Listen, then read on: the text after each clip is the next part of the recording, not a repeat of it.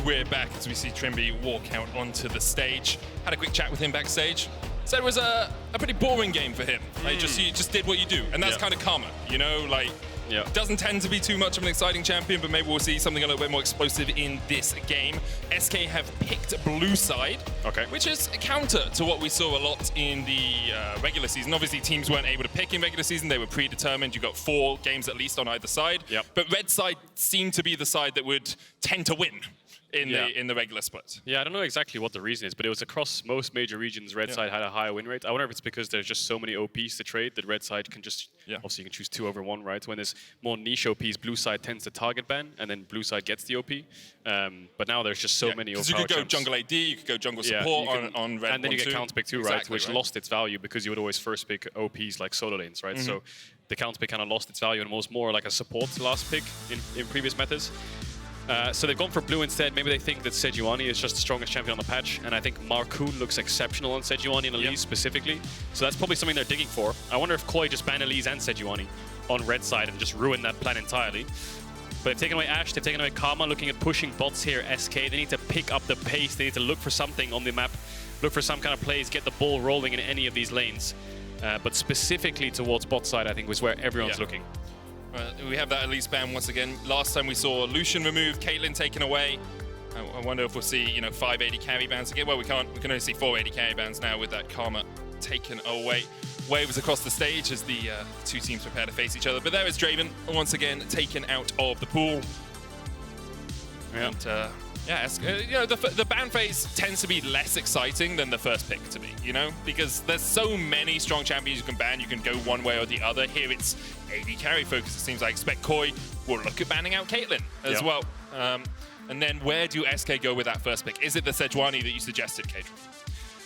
It's a tough one because they've banned Varus and that signals Caitlyn, but Zeri and Lucian are up as well. So maybe Sejuani is just the best, but then you give over Caitlyn, and do you have something into it? Do you want to play Zeri into Caitlyn? Do you want to play Lucian, Nami into Caitlyn? So KOI have called the bluff and said, you're either getting Sejuani or Caitlyn here. Jax is another one that's open, but it was something that was picked, it was banned away in 4-5. So they've gone for Caitlyn. That gives Sejuani to Malrang, and it does give Comp and Trymbi the option to just run a Lucian Nami lane. Yeah. Try and be aggressive on towards that Caitlyn. Now, Caitlyn Lux is something we've seen a few times. Does get early prio, but has struggled in the LEC to really dominate the lane. Pick the Nami first here, then pick Sejuani so that you can pick your AD carry on 3.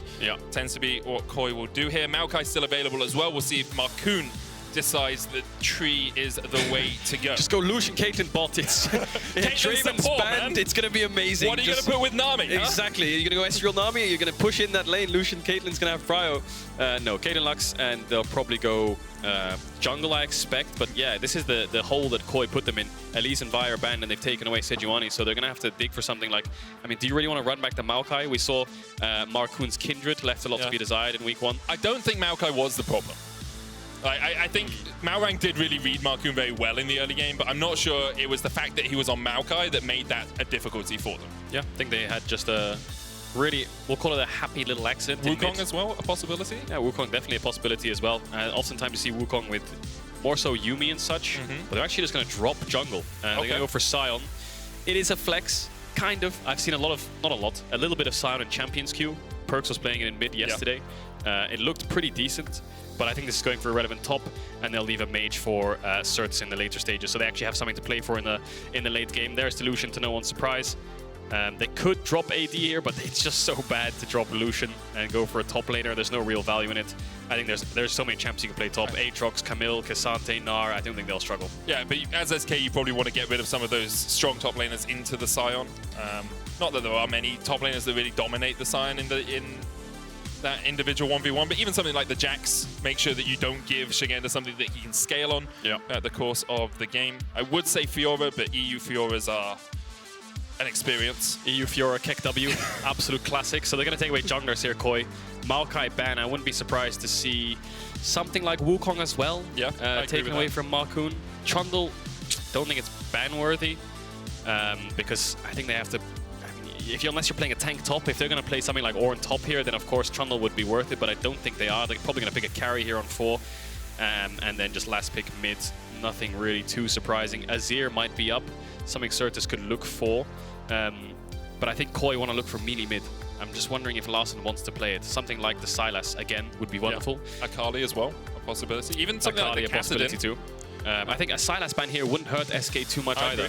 I don't think there's many other top laners you can pinpoint and just take away. There's so many. You talk about Jax, we talk about Xante, talk about Camille, Jax, anything, whatever, Renekton, sorry. There's so many. Is it really worth just taking that last one away rather than giving them Sylas? Actually, Cassidy going to be something that they want to deny. That spells some kind of Azir Victor. Yeah, it's a melee mid laner as well alongside the Sejuani. Doesn't give you any CC, so a little bit harder to make sure that you're proccing all 4 of those autos that you need to get the stun off.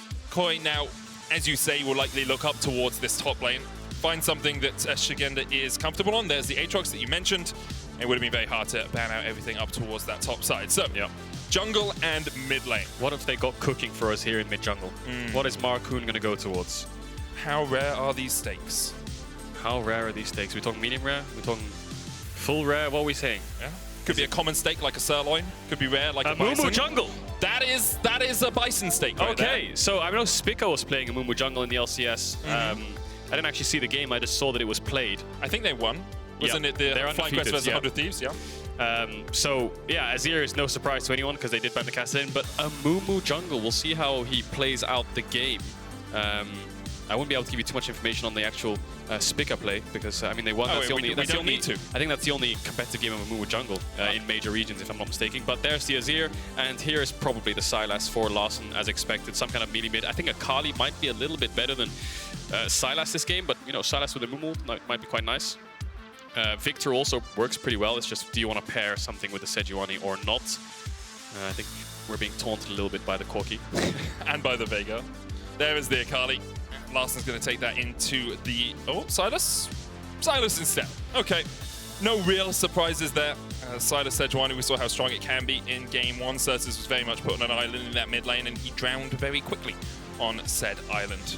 However, this time SK have a better mix of damage across their comp. They have that magic damage we were looking for in game 1. They have a little bit of a curveball with the Amumu. Usually pretty lonely here, able to play as part of this squad. And they have a strong pushing bot lane. If this Caitlyn Lux can keep Lucian, Nami under wraps, it's a very good start for SK. Yeah, I'm looking at Amumu here. A couple pros have been playing it in solo queue. Markoon even has been playing it. It's Radiant Virtue, Aftershock into Demonic Embrace. There's some junglers that have been playing with Conqueror as well. I think against their champions, Conqueror wouldn't be too bad, but I wonder if that's more of a solo queue-esque way of playing the game. So we'll see what he does. I mean, it's a tank jungler. It's good in team fights, scales really well, and can look for early plays, of course, with the double Q. But I think pressure is what SK need. Pressure. Anything. Any lane. Just look for something where they can force. And right now, they should have push in mid. If Azir is in isolation, they should have push in bot with the Caitlyn Lux. And top lane is just going to be a farm fest, so Markoon needs to focus on his mid bot. And this time, make sure mid's safe, rather than forcing a 2v2, catching them off guard, even though you lose, and trying to salvage it. Just keep them safe and make sure they can push. Yeah, if SK can remain even, they actually have very strong scaling on their side as well. Can be pretty deadly as the game goes on. Keeping Malrang under wraps is the name of the game for SK through this early game. But KOI in game 1 showed us just how strong Malrang can be when he is able to get a lead, and how strong he can be alongside Larssen. Game 2 of KOI versus SK coming up next.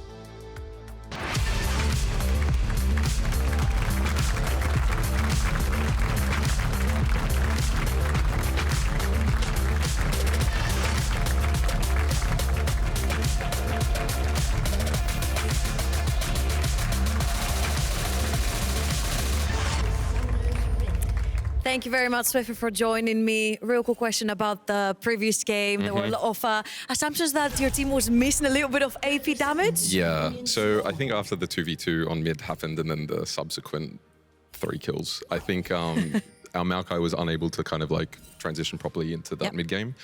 At 2 items, like usually there's not really enough armor or anything for them to be able to do anything. So that was the idea behind it, and it seemed to work a lot better, obviously, in practice than in reality. So yeah, I mean, obviously we've rectified that coming into this game and doubled down on the AP. So yep, that's a solution. You've got plenty of sources of AP plenty of right AP now. Yeah. And talking a little bit about Markoon, he's been shining again on these facilitating picks. He was Volibear last year. Now we saw Maokai, Sejuani, both of them taken away. Amumu coming up. Yeah, so it's again something that I mean, there's not a lot of time between, you know, the regular split and the playoffs, but we definitely put quite a bit of time into this. It was something that we thought would work pretty well into the Sejuani. So we thought we'd catch them off guard with it, and let's see if it pays off. Well, good luck on this game, Swiffer, and Medic and Caedrel, back to you. Great to hear from Swiffer that agrees with the assessment that perhaps there wasn't enough magic damage in game 1 hit, bringing out a couple of extra sources, and this Amumu might be exactly what SK need to find their way back to a 1-1 scoreline here versus KOI. I think he has a valid argument in the sense that at 2 items, and he has Demonic Embrace on Maokai, they don't really have enough armor to leverage the fact that they're lacking that AP. It's just when it gets to 4 or 5, it becomes a big issue. And KOI were just so accelerated at that point. He's interestingly started Eon, the Amumu. He's gone Raptors to blue. I think he's probably taking W second and then clearing out blue Gromp, getting level 3. And I think he said it's good in Sejuani with Conquer, with the W burn. It makes sense that it can get through tanks. Demonic Embrace too. Yep. Helps you tick away at that Sejuani. Obviously, the Azir helps you with that as well. And Exakick, if you can get to 2-3 items, can be a force to be reckoned with. Malrang, though, once again, doing what he does in the early game. Cleared out his red, his Gromp, and his blue. Is it a verb now? Is he Malranging? He's Malranging. Yeah. Okay. He's just gonna do 3 camps and right-click around the map and gone on an adventure. And this is the adventure of Malrang. Right now, he's deciding whether he likes that bush or not, and he's decided he doesn't. So he's gonna go bot, waiting for the push, seeing if he can catch SK off guard. They know something's wrong here. KOI stepping up so deep, but now they think that's actually their opportunity to walk up because Lucian has no E. So now they're saying maybe we can get this next wave in. Lucian's E is on cooldown, but surprise! They spot him on the ward. Heal being used for the chaser. Exakick has cleanse, but really has nowhere to go. Doesn't burn either summoner. It is cut down for first blood. Dots will burn his flash to escape, but Malrang once again Malranging all over the map. A little bit of game of chicken there. Malrang just flash Qs instantly, won't expect Exakick to react because Exakick's just expecting a normal Q. And then he can flash that, and then it's on Malrang to hit the flash onto his flash, but instead he just sends it. Works. And Exakick knows that if he flashes, it's just a waste, so he just saves it. And Malrang just keeps getting away with it. You know, he does 3 camps, he ganks, it works. And it always works for some reason.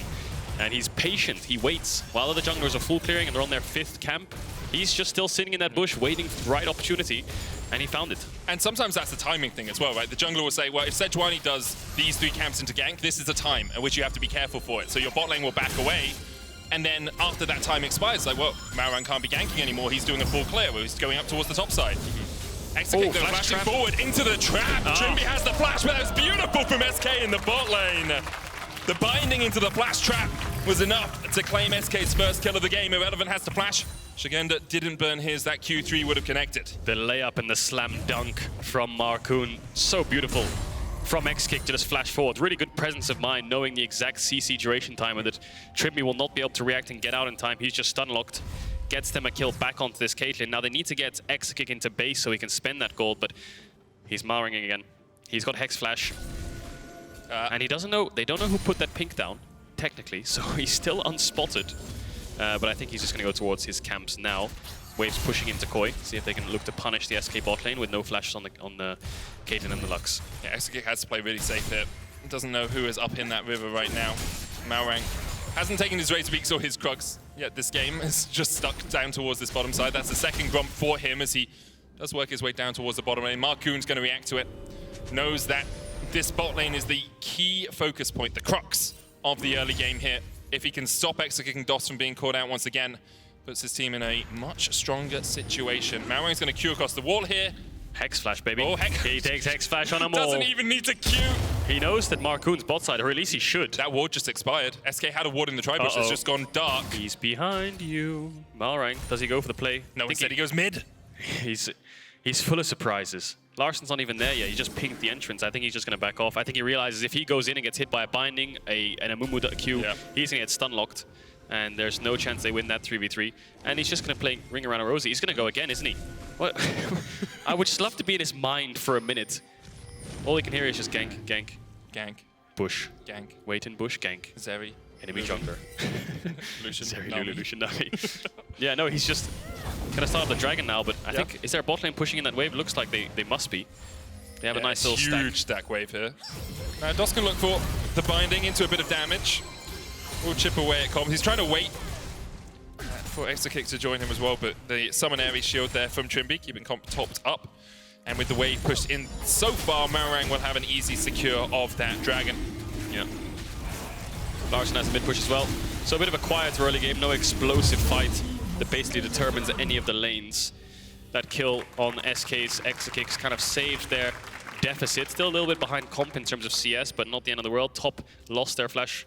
Irrelevant having losing out on the 1v1, but I don't think it's the end of the world. I think he'll be fine. There's no real kill pressure there. I mean, the Aatrox just outscales. Hopefully Szygenda builds something like Black Cleaver first item. I think it's just so powerful on Aatrox against Sion and Amumu. And with the core fields, I've got my fingers crossed. But vision control really in KOI's favor. Deep pink ward. Ward actually just expired on the Crux and then pink in river. In these pushing lanes that I expected SK to have, it's KOI who have the advantage. I thought the Azir would have the Sylas on the tower. I thought the Caitlyn Lux would have the push, but it's Malrang in this bot river that's just stopped them from being able to do that. It's just such threat. And after the initial gank, after you burn your summoners, the Caitlyn Lux is actually not in the easiest position just in the 2v2. Even if Malrang isn't here, Lucian Nami has a huge amount of burst damage.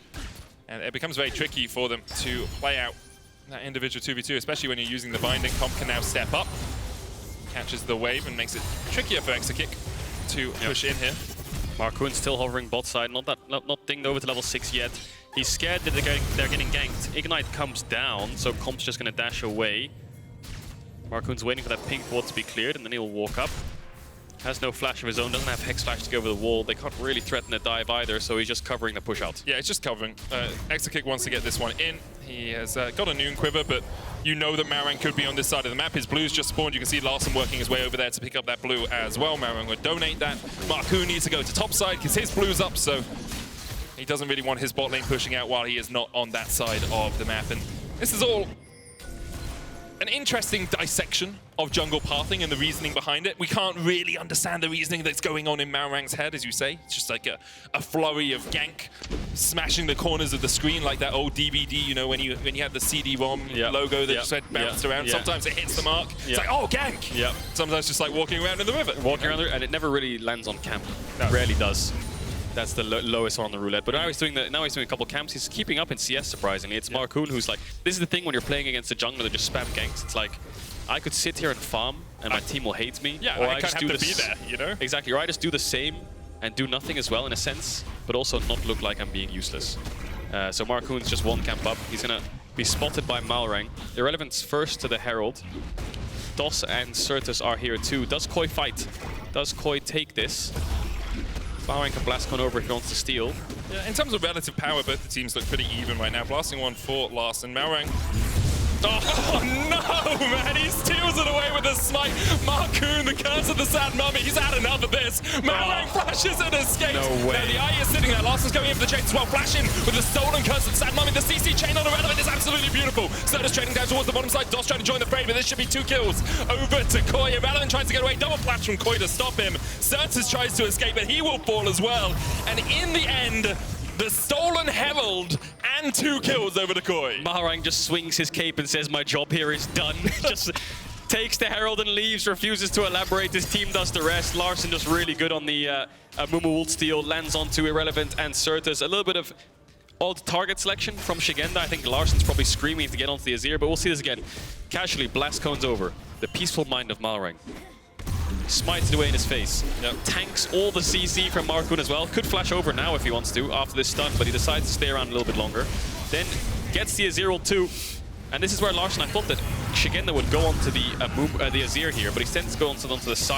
I thought maybe there was a world where Sertuss could escape if Szygenda actually mistargeted, but no, but they win both the 1v1s. Trymbi's there to help, and Sertuss has no mana really to get out. Flashing in front, both of them flashing to try and stop that Sion ult. And then Malrang just stands still and watches as the Sion falls. Refuses to elaborate. They didn't get the buff. Trymbi's loving it. You would be as well, you know? You come up, you do more than your enemy support in that situation. The tidal wave helping them engage the play as well. And KOI now 1.5k ahead with the Rift Herald sitting on Szygenda, who's already winning his lane by about 700 gold. Across the board, once just leads for KOI. Yeah, these lanes are going to get even more powerful because Sertuss has no flash, so you're in the same situation as game 1 where the Azir, the Jace, whatever it is, against the Sylas just can't push because there's a Malrang walking around the map. His Poro's hungry. He's hex flashing over random walls. The Poro's mouth when he hex flashes, like, just gonna gobble up these kills. And now he's going to sit in the bush, and maybe they wait to push in the wave, or maybe he brings Trymbi with him towards mid, and he's just going to keep walking up and down, and Doss sees him now. Plans the route. Merc Tread's already finished on Malrang, though. You know what we should have in KOI games? Yeah. We should have full screen like this of a lane, and in the bottom left corner we should have Malrang cam. Yeah, just a picture-in-picture of Malrang. Yeah, just him running around the map for the entirety of the game, just so we can track him, see what he's up to, see what he's doing. Because he's going Hex again, flash. another Hex Flash. Markoon is waiting. Can we get a stat for like Hex Flashes used per game and Malrang's just using it off cooldown? Okay, this He's could be gonna good for Q ult here. Markoon. He's been waiting. Glacial Prison, Bandage Toss only hits onto the cannon there. Yeah. Sertuss still able to survive though, and Larssen is forced away. The plate does not fall. Larssen getting a little bit cocky, almost got hit by the second Bandage Toss as he went for that plate, but he did dodge out on it. And now Malrang will get Dragon. So what he's done there in the last minute or two, might look confusing, but he's making sure bots can push by sitting in bot tri-bush. If anyone walks up, he'll ult them. Runs mid, makes sure Larssen can get mid-push. Looks for a dive, but sees the enemy jungler, and then takes Drake. Yep. So he's not farming Wolves or Gromp and then trying to set up a Drake so lanes have push. He's making sure they get push. And the entire time, Markoon has been trying to react to it. Heal out of the KOI bot lane will get them to safety, but now the KOI bot lane doesn't have push that they have to come across. However, Sertuss only has TP, and it's 12 minutes on the clock, so that's not unleashed yet. Can you steal it back? Markoon looking for it! Doesn't even try. The answer is no. Yes. I mean, he kind of tried. He was close to trying. Acing the whole pop top comp as well as he's forced away. menacingly. It's very menacing. I want to see the little Amumu bandage toss in, flies in and steals it, then ults and runs away. That would have been a sight to behold, but Sertuss was in base, TPing back. Good guy, Szygenda drops Herald mid for Larssen. Knows that it's the most important tower, knows he needs to get that chunked out. They have a mage, just get as many plates down as quick as possible. And Larssen doesn't get the plates, so he gets the gold anyway, and he's happy. You see how no one can see his emote? You just saw it at the end. He just emoted, knowing that he got the plates. No one else can see it. He just emotes to himself in-game. Just shows that he's happy, and he gets his plates. And now he's winning top, and he has that Black Cleaver, and he does win out on the 1v1. The only issue is when he hits him, the Bramble Vest procs. And of course, 13.1B, it's 40% now, so it does sting. But once he gets to level 11, I think he should be all right. Scales off your bonus armor as well, I think the magic damage on hit. I will check that in a second. Dots lands the light binding. Instead they turn on to Exakick, who Gelfrost and flashes. Dot's already dead, as you say. Yeah. Not really any escape there for the Lux. KOI are just dominating this game as well. Yep. It just feels like SK can never really get their foot on the gas and start brute forcing through a lane. They haven't had mid-push the entirety of the game, barring maybe level 1 to 3 for the Azir. And so the game just innately becomes hard to play. Maybe a play top here. Szygenda doesn't have flash. And it's tossed forward. Szygenda trying to get away with the World Ender, but relevant on the chase. Q2, Curse of the Sad Mummy. In the end, SK will get the kill. Irrelevant takes it up towards that top lane. If he got his auto attack off in a Q3, I think the Aatrox maybe 1v2s there. Irrelevant really low on mana, but same story from last game. Bots falling apart, Markoon goes top and gets a kill. How much can they leverage from that now? Because now Exakick's just gonna die. Yep. I'm sorry, Exakick. Not long for the Rift, I'm afraid, as Larssen chases him down, and Exakick, even with the cleanse, is unable to escape. KOI continue their dominant form here, 2-0 and 1 on Larssen, already 3 stacks on that Rod of Ages as well. Yeah, comps move towards mid. He will struggle against the Azir. He needs Trymbi by his side. But he's just there to catch the wave. I think they're in some kind of 1-3-1 now, and they're probably happy to keep it because Herald's spawning in 30 seconds, but Larssen doesn't have TP, so he'll probably push out base, and then they'll take another fight on this top side. Does SK match it? Amumu ult is quite a long cooldown, I think. It's only a third of the way through right now. We'll see if he has it for the Herald, but I doubt it. And so I think innately, SK might just call that play off. Yeah, might just look for the fight around the third dragon. 2.5 minutes on that would be KOI's third of the game as well, stacking up towards that soul, so maybe SK try and get towards, 1.5 items on Sertuss, maybe boots. Even up towards that second item if he can get there. But right now, every lane is bleeding. The only lead for SK has just evaporated in the jungle as the 100 gold that Markoon was ahead has been nullified by Malrang once again. He's nullified the entire game. The bandage toss, but he's not underneath the tower. He can flash away. Sertuss looking for the trade here. Second bandage toss, though, is enough. And Markoon finds his first kill of the game. These lane ganks top are working. Looks like Szygenda is the target for SK. They know he's overextending a little bit on these trades. He's winning them, yes, but a little bit too overconfident comp. That's some damage already from the Lucian. You can see if that curling had connected, Exakick would have been in for a world of hurt. The Rift Herald is up, and KOI are playing 4 members up towards this top side, but Szygenda's still 13 seconds away, makes their motley crew down to 3 for the moment. However, Malrang is not going to be stymied or stopped by that. Instead, he'll start up the Rift Herald, and with Markoon working his way down towards the bottom side of the map, I expect KOI to be able to secure this one unabated. Yeah, I think KOI's game plan here is take Herald, maybe use it top or get this top tier 1 base around 30 seconds before Drake spawn. Know that you've lost control, but try to fight it anyway. Could also use this Herald to brute force mid when they've lost their bot side vision for Drake. So we'll see how they use it, but I think they'll try to fight this. There's the pickup. Threatens some kind of top dive if anyone's around. Larsen's just hovering. Has the Sion ult. Means Sertuss can't really walk up. Has the Merc Tread, so it won't take too... Ooh, they're even trying to dash in. I think Larsen's kind of feeling himself a little bit this game. You know, it has been a bit of a quiet split for him. And he's had a couple of strong games, obviously bolstered a lot by the fact that Malrang has been constantly all over the map. Truly finding the form that made him a terror in 2022. Yeah, quite strong on the Sylas. I was wondering for a second there if there's a ward in the river. It's just about to expire. I thought they were going to TP behind them. Irrelevant TP just coming up, but yeah, KOI smartly back away. They don't overextend for that tier 2. 30 seconds for Dragon. Everyone in base. Everyone run out. 2 items on the Lucian. And then force this mid push into that objective. Are you just giving this if you're SK? Sertuss doesn't have TP. It feels like they might just be spending the time to get some more gold, and then you fight around number 4 if you can. But right now you are 3,000 gold in the hole as SK. Yeah, I think they're just going to give it 15 seconds on the spawn, unless Sertuss just pushes this wave now and sprints down there. I don't really think there's a chance that they can fight it. And the other side of the coin is, well, can they do anything in return? Can they try to force this top tower? Well, no. Sertuss is basing. Markoon's bot side. Looks like they're just going to graciously give it and just try to farm creeps, hold on, and fight the soul. Another Ocean Soul. Yeah. 5 minutes away at that point. And yeah, KOI just dominating right now. I think if Exakick even steps up on this mid wave without flash, he is going to die. And it's one of the reasons that Vitality was so quick not to pick KOI when it came to this group stage. They had the choice between Heretics and KOI, and they went for Heretics, and worked out well for them as they won that series early. A little bit hairy towards the end. It was a little bit hairy, but they still managed to secure the win in the end here. KOI showing us just how much of an evolution there's been between last week and this week for them as a team. And this was kind of like the Rogue of old from last year. It was just slow, methodical, steady, and easy. Malrang gets his Psycho plays off early. They then get a lead, and then they hold on to that lead for as long as possible. Here comes the play onto Szygenda. Underneath the tower. Unstoppable onslaught being used as well as they get Szygenda, but the TP's coming in. Malrang looking for the Glacial Prison. It's going to hit onto Sertuss. Larssen joins the fray, casts the sad money. A possibility for the Emperor's Divide will separate them for the time being. Tidal Wave being popped, Decimated Smash dodged, as Irrelevant will be sacrificed. Can the rest of SK get out? Sertuss dodging to the side of the Emperor's Prison. Flash ult from Larssen! And you called it, Caedrel! Larssen read your mind, and he read the minds of SK as he takes down 2. Really quick response. They have teleport on Larssen. They have mid push into bot. It's quick, it's easy, and this is what happens when you overcommit numbers in one lane. The others can collapse so quickly, and even if they don't, they'll just take towers, right? Good play from Larssen. I thought he would flash ult earlier as Sertuss was trying to escape near the tower, but decides to save it, and it worked out in the end. Gets onto DOS instead.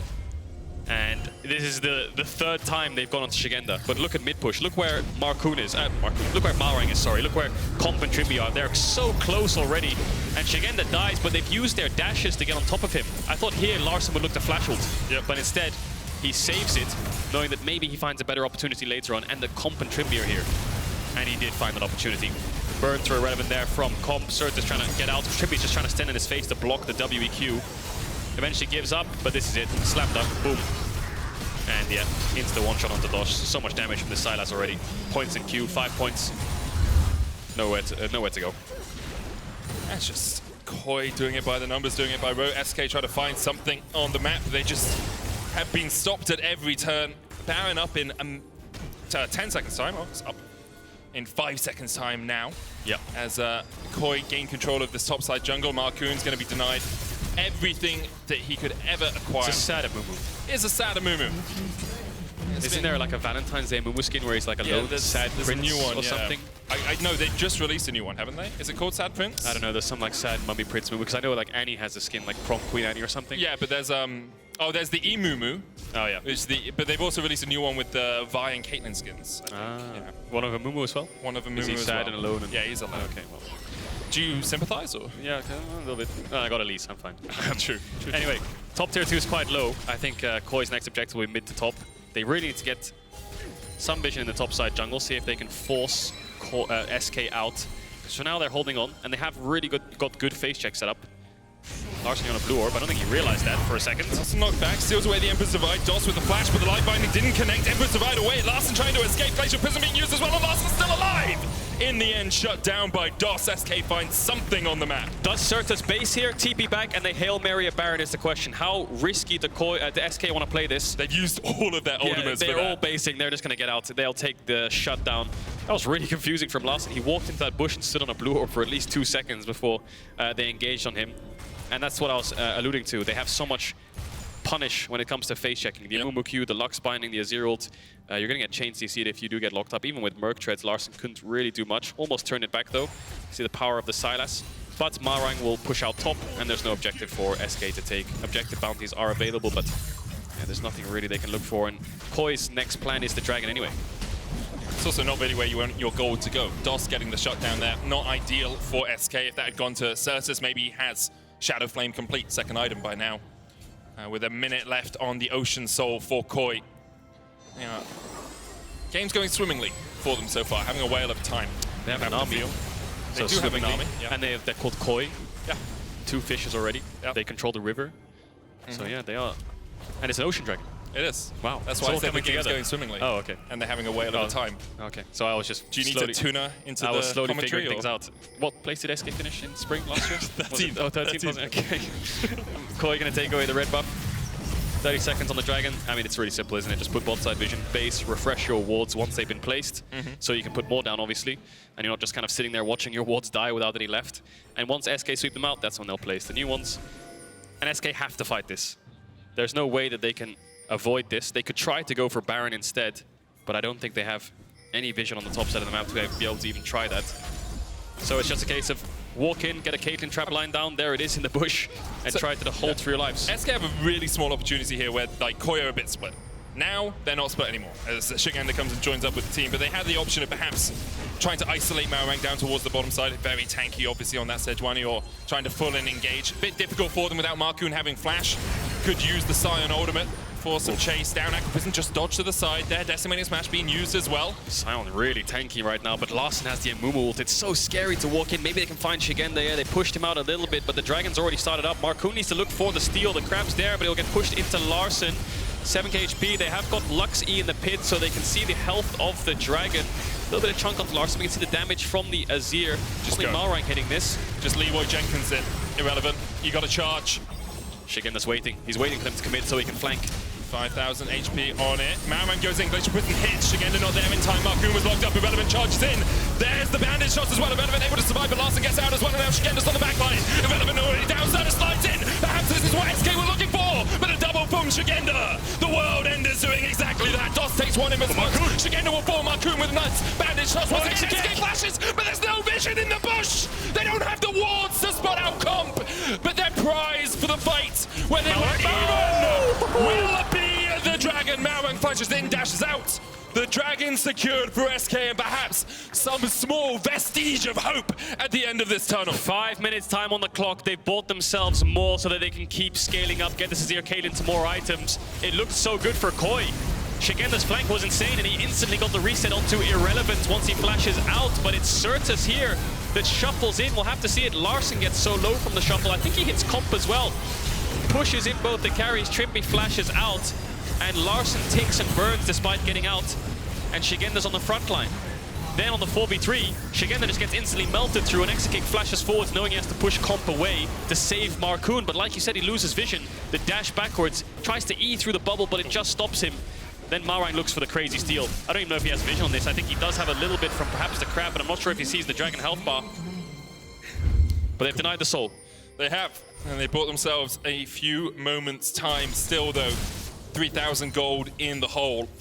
SK not fighting for their lives. They still have another best of 3 against Heretics if they lose this game, but fighting for the chance to face a Vitality in the upper side of this bracket. Irrelevant now finishes the Sunfire Cape, and perhaps SK have got to a position where they can start to take these 5v5s a little bit more effectively. Malrang's gonna throw an ult at someone.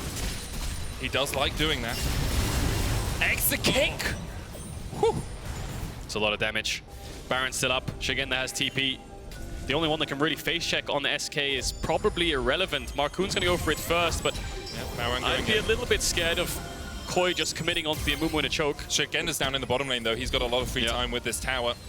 Currently just dashing back and forth to see perhaps if SK were going to fully invest. Now they don't see anyone on the map. He'll back needs to away. be really careful. He has no flash. I don't know why he's Glacial here. Prison hits. Markoon was looking for the crab, but that crab greediness might spell SK's doom.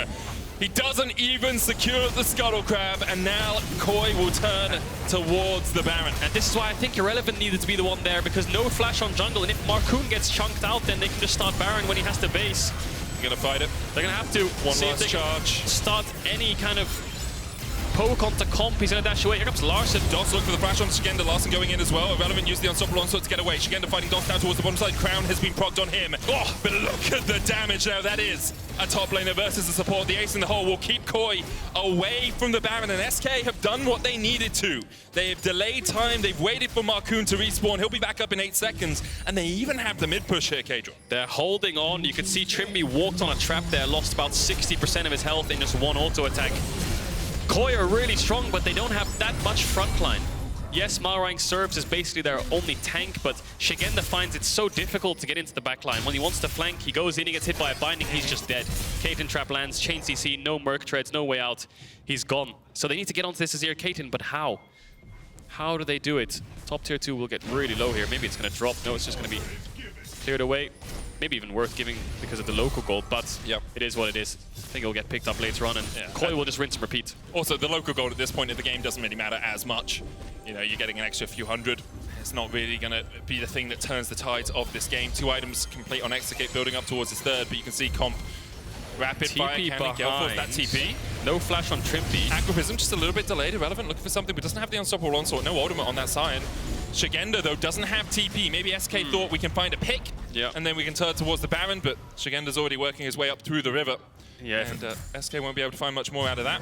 If Irrelevant had ult there, that was a really good TP, but he didn't. I wonder if it's something that he misinterpreted on his action bar or something, thought maybe he had it up. But anyway, no flash on the Nami is what he was looking for. Sertuss base picked up the Blighting Jewel, trying to get towards that Void Staff to get through the Sejuani. But it's 59 seconds on the next Dragon. And that'll be another soul point possibility for KOI. Can SK... She is a sniper after all. Yeah. Just the longest range in the whole I've seen in a while. Yeah, just stops his base. Won't do too much. I mean, it's really hard to Caitlyn ult in fights anyway. That's why you see, you know, Caitlyn and Ezreal just use to stop bases and try to buy time, because then it allows here for Exakick to push in mid. Gives him extra 7 to 8 seconds of control.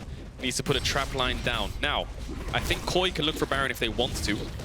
They are far enough ahead that they can try to rush it down, and SK, that'll pull SK out of this river, because I think their setup is so strong. Trap line, wards, everything is set up. They need to pull them out of it. It's the only way to do it. They can't really walk in, so they may as well go towards Nash. It's not like us giving them a second dragon's going to hurt, and SK realize that now, so they've left. That's the bandage shots. Comp though, Mikhail's away from it. Second bandage shots coming in. Irrelevant trying to get up to the backline. Glacial Prism flashed away, and now Irrelevant's in the midst of 3. The Empress of Ice Sertuss was locked up for a second there. Didn't have time to get the ultimate off. He was CC'd by something. I didn't quite see what it was. KOI though were able to pick up 1 kill. And now what do they have to go on the chase? Irrelevant being forced away, like binding just wide. Larssen has the Curse of the Sad Mummy. Could just use it here to make sure this Sion does go down. No flash. Another stun being used as Larssen holds onto his ultimate. Irrelevant turns it back around. Decimating Smash will keep Larssen in place, but Irrelevant will fall. And the Ocean Soul very much on the menu here. Ace in the hole from Exakick. That's not going to do too much to Larssen. He can heal that up. LEC Split. KOI will start the Ocean Soul, and it will be their prize for winning the fight once again. My god, that Sion is really, really tanky. Yeah. KOI need to get the Dominix onto comp ASAP so he can start shredding through that. Maybe a Void Staff on Larssen. Maybe they're going to go for Nash as well. 30 seconds on Irrelevant. They're running through mids. They haven't reset. Szygenda doesn't have TP though. He's getting bot tier 2, so I feel like that would be really greedy from KOI here. Maybe just sweeping out a little bit of vision, kind of threatening the idea of a Baron in SK's head. But that fight was so well played from Comp and Trymbi. We'll see it here again, because you talked about the cleanse, you talked about the Mikhails, but look how well they use it in unison. Comp waits for the ult, cleanses out dashes. Now watch here for round 2, because now he's stuck. Now watch Trymbi on the Mikhails. Instantly Mikhails him on the second Q, I think that was.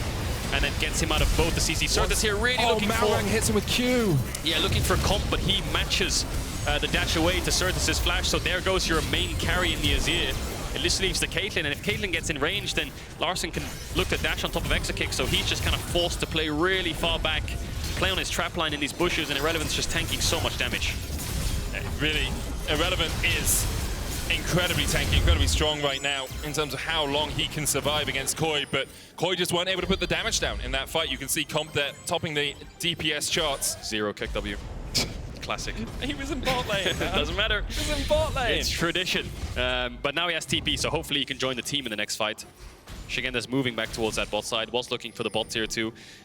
Still no Void Staff on Sertuss. Has TPs, farming Raptors, trying to get as much gold as possible. Maybe they'll give him this next mid-wave to try to get it before KOI start up this Baron. SK fishing for information. But SK don't know Malrang's here basically by himself, right? They don't know where Comp is, they don't know where Larssen is. Larssen now spotted in the mid lane. But that's the reason Malrang can be so aggressive, can stand in that position when SK were closing in around him. Irrelevant is backing on a control ward. And they know it. And they know it, which is very odd in my estimation. Oh, but they look for the damage on Comp, they can't quite take him out. The hole's going to be blocked. Malrang stands in the way. Szygenda TP's in. Unstoppable onslaught. They're just trying to kill off Comp, but the Lucian is dashing and dodging and dipping and weaving away from everything that SK can throw at him today. Truly an episode of dodgeball for Comp, and he's coming out on top once again. The Aggro will stop the decimating smash. Larssen comes in from the side to clean up the kill. But no matter what you throw at this KOI bot lane, they're just unkillable. Irrelevant takes so long to melt through. Even Comp with 5 items takes ages. This Sion only has 2.5, 3 items, but they're going to go towards Baron. Markoon doesn't have the ultimate. It's on Sertuss if he wants to look for any kind of shuffle, but can SK really walk in here? It looks so hard. SK are going to look for it anyway. Markoon can look for a steal. Full vision for KOI. Only ultimate they have is Larssen with the Azir ult. Markoon has vision with the Luxie. He knows exactly what the health bar is. KOI on stopping him. He can look for this if he wants to. KOI are holding it. 2,500. They don't know how low it is now. They do. The Luxie goes in once again. Szygenda's in the mid-wave. He's looking for the flank, but Markoon could just go in. What's going on? Set! KOI held it for ages for them. However, Sertuss will fall and Szygenda tries to get onto the back. That's 2 kills over to KOI. SK trying to run for the hills, trying to escape. Szygenda's still on the chase. The World Ender has timed out. That movement speed not there for him anymore. The slow from the Luxie, the binding as well, but perhaps Dots, even with the flash away, will be culled where he stands. Exakick cleanses the Glacial Prism, so 2 Barons remain on SK. Such a confusing turn of events. KOI, yes, the Baron start was great, but they both teams just kind of looked at each other for about 10 seconds, and Szygenda left. He went towards mid-wave.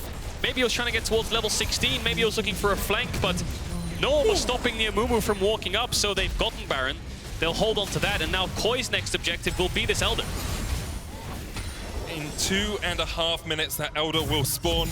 You can see SK, a negative Baron power play there, about 300 gold in the hole from it, but really more about denying it from KOI than anything else. They'll lose another tier 2 here to Szygenda, who is level 17 now on that Aatrox. Let's have another look at this. So where's Szygenda going? He's in mid right now and starts clearing the wave. Isn't trying to get towards level 16 while his whole team is fighting around this. Maybe he thought he offered nothing and the trap line was zoning him away, but really great steal from Markoon. I mean, they used the Lux E as vision off of cooldown to make sure that's the way that they can keep information tracking on it. I think Larssen tried to TP away towards bot there and got stopped by Markoon in the pit. Maybe he thought he could push in and get an inhib on bot side and they could delay the Caitlyn, but that got cancelled on top of the Baron area where Markoon just queued him. But yeah, 1 minute 30 seconds on this Elder. KOI up against the Baron buffed up SK on the Caitlyn, and the Sion gives them mid push. Look at this damage from Comp, from Exakick, sorry. And towards the 4 items. The good thing for SK as well is they'll have their TPs up before KOI. As you can see, Larssen's still halfway off his cooldown. Szygenda about 1/3 on his.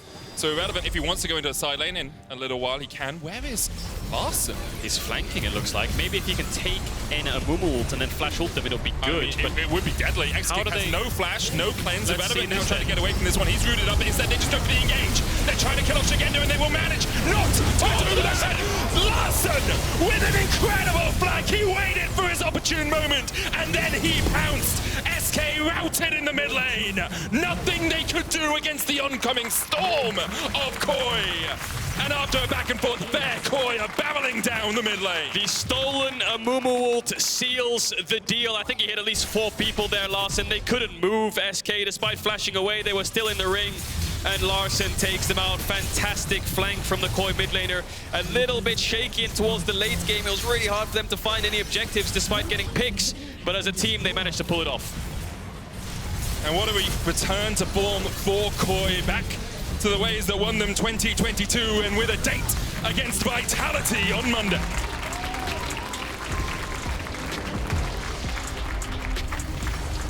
SK showing signs of life in this game too towards the mid to late game. That steal was fantastic from Markoon. But it was quite tricky for KOI to find fights because they didn't have any kind of like on-paper frontline. The Sejuani would Q ult in, and then her job would basically be done. She can try and soak up damage, but the Sion was just an absolute sponge. And it was so hard to get past that brick wall of the Sion.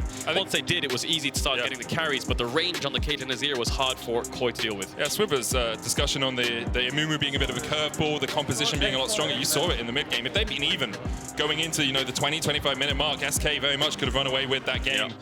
But in the end, it is KOI who are the victors once again.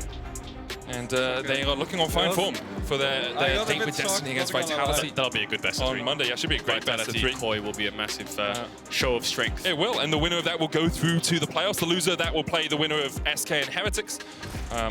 Basically, 2 wins, you're in playoffs, 2 losses, and you're out of the rest of the split. So if you lose here, you only have the lower bracket. You have 2 lives. You have 2 lives. Yeah, 2 lives for the entirety of the split of the playoffs. And KOI have kept their 2 lives. Yes. They didn't fall off with the the Mario kind of thing. Cats have 9 lives, fish have 2 lives apparently. So. Yumi has none now. Yeah, she's just gone. Thank goodness. Your player of the game votes though at LEC on Twitter are Malrang, Larssen, and Trymbi. I think Malrang definitely put his name very much at the forefront of most discussions in the first game and even in the second. Malrang is inevitable. Yes. He will find you and he will gank you.